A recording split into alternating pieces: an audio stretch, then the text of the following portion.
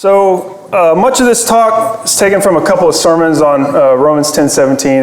If you haven't figured out by now, I'm a pretty big fan of that website, and I rely heavily on ideas from that website. So why try to reinvent the wheel? So the talk tonight will focus on a very important role given to the ladies in the salvation of others, and that's the role of spiritual motherhood. I will put enmities between thee and the woman, and thy seed and her seed. She shall crush thy head, and thou shalt lie in wait for her heel. As you probably are familiar, these are the words from the book of Genesis, the prophecy of the Blessed Virgin Mary. So as we see, and we all know every day, as we see every day, the feminist movement has had an overwhelming success rate in destroying the true femininity and the traditional roles of the Catholic woman. Many of us in this room tonight probably have very well been a part of that feminist movement without even realizing it. I can tell you firsthand that my wife and myself, we've been peeling back the layers, so to say, over the years, discovering detail after detail as far as how our own lives were sabotaged by this feminist movement, just by being raised in today's culture. The culture today is so inundated with feminism that anyone raised today, if they aren't raised by very tirelessly vigilant and prudent parents, will inevitably be overwhelmingly exposed to the bombardment of the feminist agenda. And feminism has convinced women and men to reject the God-given role of a woman being a living icon of the church and a living icon of the Blessed Virgin Mary. But what does this look like, to be an icon, a representation of the Blessed Virgin Mary? We'll take a look at the papal encyclical In Effabilis Deus, written by Pope Pius IX. He wrote it in 1854. This is a quote from that. Just as Christ, the mediator between God and man, assumed human nature, blotted the handwriting of the decree that stood against us, and fastened it triumphantly to the cross, so the most holy Virgin, united with him by a most intimate and indissoluble bond, was with him and through him eternally at enmity with the evil serpent, and most completely triumphed over him, and thus crushed his head with her immaculate foot. So that task that's described of her crushing the serpent's head, it sounds like a pretty gentle task for a woman to accomplish, right? It's a violent idea, this crushing of a serpent's head. But how did she do this? She did this through grace, humility, through her maternity. She performed this through her motherhood. So we'll take a step back and let's take a look at some of the women from the Old Testament. In the book of Judges, you can find Jael. Jael drove a tent stake through the head of the enemy general that was attacking Israel. Also in the book of Judges, we find a woman who dropped an upper millstone on the head of an enemy general that's attacking Israel. And in the book of Judith, we can find Judith cutting off the head of the enemy general attacking Israel. So let's first go over, before I dive into this, we can see a prefigurement in each of these stories of the events that were to come.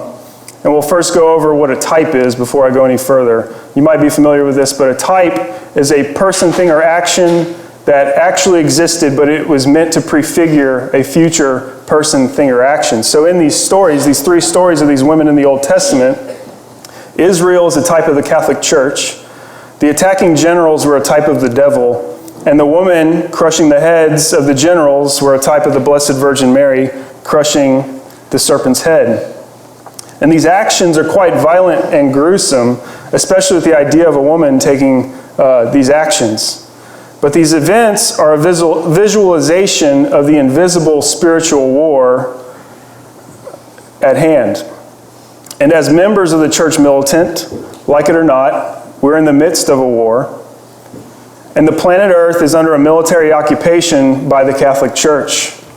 So it may sound silly or hard to fathom, but that's exactly the case. And each diocese and parish of the church is physically positioned to conquer spiritual territory and thus save souls. And woman plays a significant role in this war. We might be able to find a more recent personification of this imagery, and it can be seen in the Cristero Rebellion in the early 1900s in Mexico. If you've seen the film For Greater Glory, you're probably familiar with this historical event, this rebellion. But the Mexican government, short history on it, the Mexican government began a persecution against the Catholic Church, in which the citizens themselves took up arms against the government under the banner of Christ as King. And in this resistance, the men, known as the Cristeros, fought Mexican federal troops and were surprisingly successful. But the lesser-known warriors were the members of what was called the Feminine Brigades of St. Joan of Arc. These were well-organized groups of women that smuggled weapons and ammunition to the Cristeros for the cause. They took vows of faith and absolute secrecy, and at their height, the brigades were composed of 56 squadrons totaling 25,000 women. Now, this 25,000 is a significant number when you think about the more famous figures of this revolution against the Catholics, such as Pancho Villa, who had no more than 20,000 men under his power at the height of his power. So, other than what supplies were captured in battle by the Cristeros, they relied solely on the support of these women, this feminine brigade of St. Joan of Arc. So these women working in the background and in secret for men to wage war, a war defending Christ as King, is symbolic of Mary bringing Christ into the world to wage a victorious spiritual war. So as women, you hold an integral role in the battle for souls. If you're a mother, day in and day out, you fight for the souls entrusted to you through humility, grace, and maternity, among other things. The important and irreplaceable role all females are called to is spiritual motherhood. So for the rest of the talk here, I'll be referencing this document. It's called Eucharistic Adoration for the Sanctification of Priests and Spiritual Maternity. I actually found it, I downloaded it from the U.S. Conference of Catholic Bishops website. It's free, and it's a great read, and I recommend all of you take a look at it and download it. Now, while all men are in need of spiritual motherhood, I'm going to focus now on spiritual motherhood for priests. That's the focus of the document. But in reality, the themes are overarching regardless of the vocation of the man. So when we think about the spiritual war, we should ask ourselves who's leading the charge. The priest, obviously. From this document, quote, "The vocation to be a spiritual mother for priests is largely unknown, scarcely understood, and consequently rarely lived, notwithstanding its fundamental importance. It is a vocation that is frequently hidden, invisible to the naked eye, but meant to transmit spiritual life. Pope Pius X once stated, "Every vocation to the priesthood comes from the heart of God, but it goes through the heart of a mother." But you don't have to be a physical mother to be a spiritual mother. All of you ladies are called to be spiritual mothers right now. Independent of age or social status, any woman can become a mother for priests. This type of motherhood is not only for mothers of families, but just as possible for an unmarried girl, a widow, or some woman who might be ill, willing to offer her suffering. Pope St. John Paul II even thanked the child for her motherly help. He said, "I also express my gratitude to Blessed Jacinta for the sacrifices and prayers offered for the Holy Father, whom she saw suffering greatly." And Blessed Jacinta at the time, when she offered this, was only 7 years old when she prayed for the Holy Father. And if you're not familiar with Blessed Jacinta, she was one of the seers of Fatima. So I'll share a couple stories from this document that are great examples. First, I'm going to read a story about Bishop William Emanuel Kettler. He was a German bishop. In 1869, a German diocesan bishop was sitting together with his guest, Bishop Kettler from Mainz. During the course of their conversation, the diocesan bishop brought up his guest's extremely blessed apostolate. Bishop Kettler explained to his host, "I owe thanks in everything that I have accomplished with God's help to the prayer and sacrifice of someone I do not even know. I can only say that I know somebody has offered his or her whole life to our loving God for me, and I have this sacrifice to thank that I even became a priest. He continued, originally I wasn't planning on becoming a priest. I had already finished my law degree and thought only about finding an important place in the world to begin acquiring honor, prestige, and wealth. An extraordinary experience held me back and directed my life down a different path. One evening, I was alone in my room, considering my future plans of fame and fortune, when something happened which I cannot explain. Was I awake or asleep? Did I really see or was it just a dream? One thing I do know, it brought about a change in my life. I saw Jesus very clearly and distinctly standing over me in a radiant cloud showing me his sacred heart. A nun was kneeling before him, her hands raised up in the air. From his mouth I heard the words, "She prays unremittingly for you." I distinctly saw the appearance of a sister, and her traits made such an impression on me that she has remained in my memory to this day. She seems to be quite an ordinary lay sister. Her clothing was very poor and rough. Her hands were red and calloused from hard work. Whatever it was, a dream or not, it was extraordinary. It shook me to the depths of my being, so that from that moment on, I decided to consecrate myself to God in the service of the priesthood. So if you think that I have done something admirable, now you know who really deserves the credit. A religious sister who prayed for me, maybe without even knowing who I was. I'm convinced I was prayed for, and I will continue to be prayed for in secret, and that without these prayers, I could never have reached the goal that God has destined for me. The diocesan bishop asked him, "Do you have any idea the whereabouts or identity of the one who has prayed for you?" Bishop Kettler said, "No, I can only ask God that each day, whilst she is still on earth, he bless and repay her 1,000-fold for what she has done for me." The next day, the bishop was visiting a convent and celebrating Mass and handing out Holy Communion to the last row of sisters when one of them suddenly caught his eye. His face grew pale and he stood there motionless. Finally, regaining his composure, he gave Holy Communion to the sister, who was kneeling in recollection, unaware of his hesitation, and then he concluded the liturgy.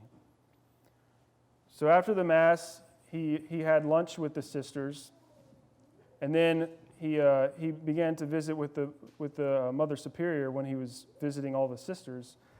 And he asked the Mother Superior to gather all the sisters so that he could see them all. And she gathered them all, and he quietly asked the Mother Superior afterwards, "Are these all the sisters?" She looked over to the group of sisters and then said, "Your Excellency, I called all of them, but in fact, one of them is not here.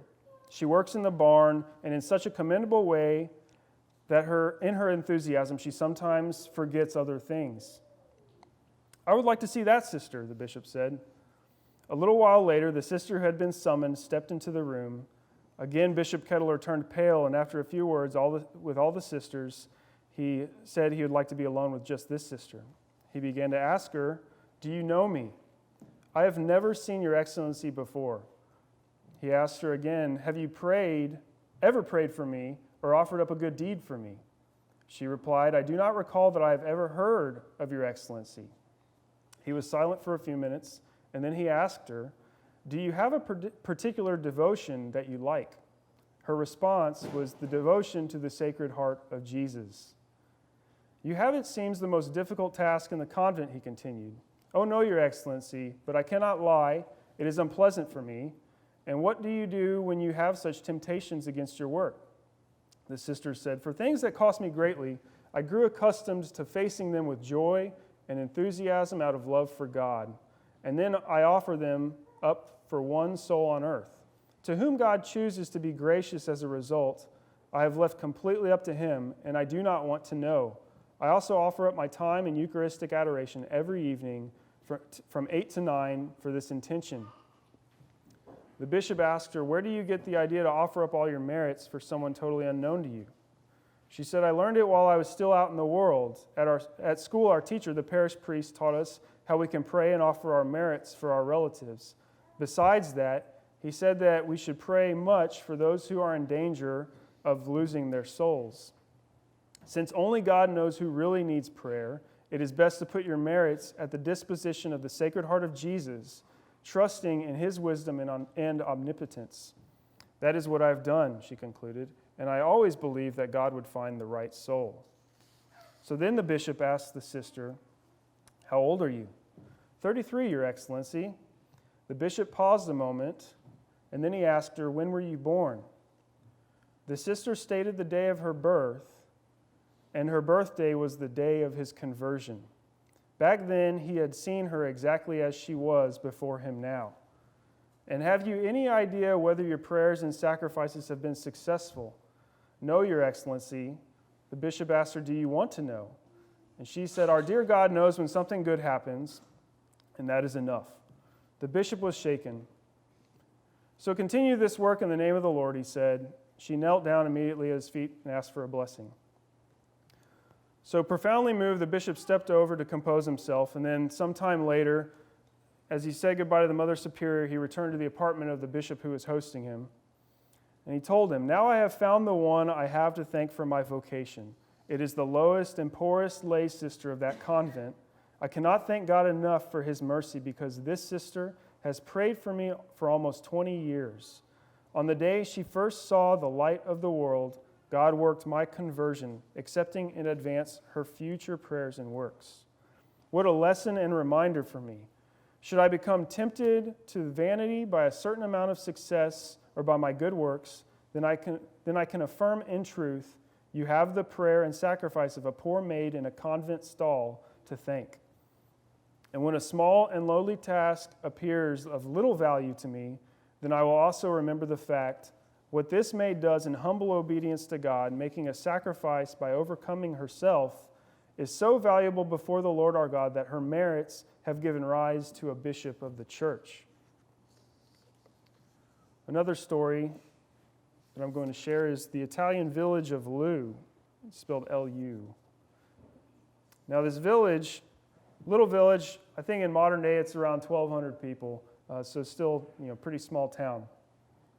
The little village of Lu in northern Italy, located about 90 kilometers east of Turin, it would still be unknown to this day if some mothers of Lu had not made a decision that had important consequences in 1881. The deepest desire of many of these mothers was for one of their sons to become a priest, or for a daughter to place her life completely in God's service.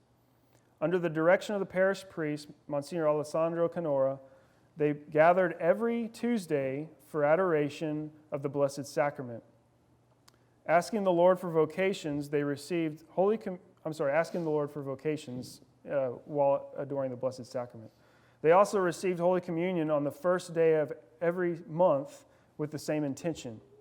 And after Mass, all the mothers prayed a particular prayer together, imploring for vocations to the priesthood.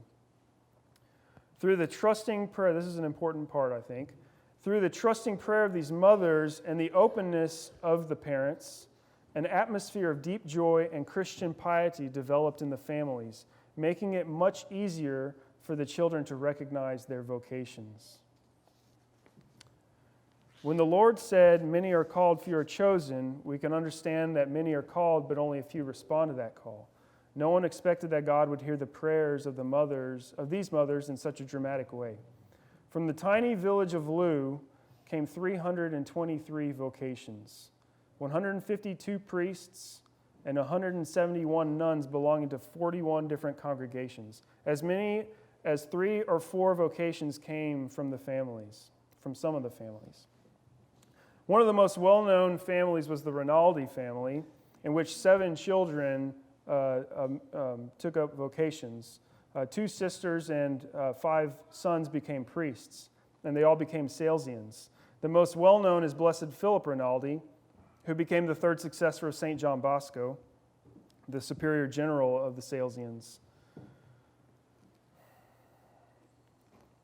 Blessed Philip Rinaldi, in this village where he was born, he would fondly recall the faith of the families of Lu, saying, "A faith that made our fathers and mothers say, 'The Lord gave us our children, and so if he calls them, we can't say no.'" And in this village, every 10 years, the priests and sisters born in Lou used to come together from all around the world. And Father Mario Meda, the long-serving parish priest of Lou, explained that this reunion was a true celebration, a feast of thanksgiving to God who had done such great things for Lou. And the prayer that the mothers of Lou prayed was short, simple, and deep. And this is what it is. O God, grant that one of my sons may become a priest. I myself want to live as a good Christian, and want to guide my children always to do what is right, so that I may receive the grace, O God, to be allowed to give you a holy priest. Amen. So we see here a superb example of spiritual motherhood with significant results. And I encourage all the ladies here, starting from at least First Holy Communion, to imitate the spiritual exercise, very simple exercise. And I say First Communion because if the boys can start serving at First Communion, then the ladies can start to help at First Communion as well. And in the sermon, as the Romans 10:17 priest says, you can't argue with success of these families. So pray for your sons, your brothers, your cousins, your fathers, or just offer your prayers to God for somebody that you don't know, as we saw in Bishop Kettler's story. And while we have seen spiritual motherhood for priests specifically in these stories, we men all need spiritual mothers in the background, away from the battlefront, quietly preparing the ammunition for us to take to spiritual battle. I'll conclude with a short quote from the 3 Marks of Manhood. Quote, the Catholic wife and mother, or in this case the spiritual mother, does not exist for this world, for its rewards, its trinkets of success. She exists exclusively for the kingdom of God and for the bringing forth of holiness. Close quote. God bless you.